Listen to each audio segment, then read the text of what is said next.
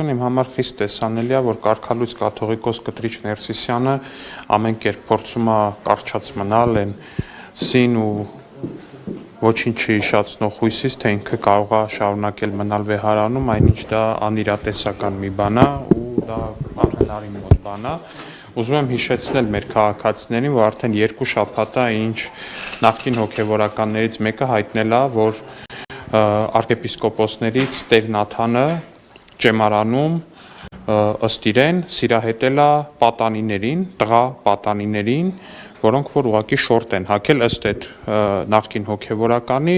կոմպլիմենտներ արել այդ տղաներին, ասել է ձեր ոտքերը ինձ գայթակղեցնում են եւ այլն եւ այլն։ Ու այս տղա պատանիներին սիրահետելու փաստը 2 շաբաթ է ինչ կա համացանցում, 2 շաբաթ է ինչ այս մեղադրանքը կա համացանցում, բայց ոչ մեկ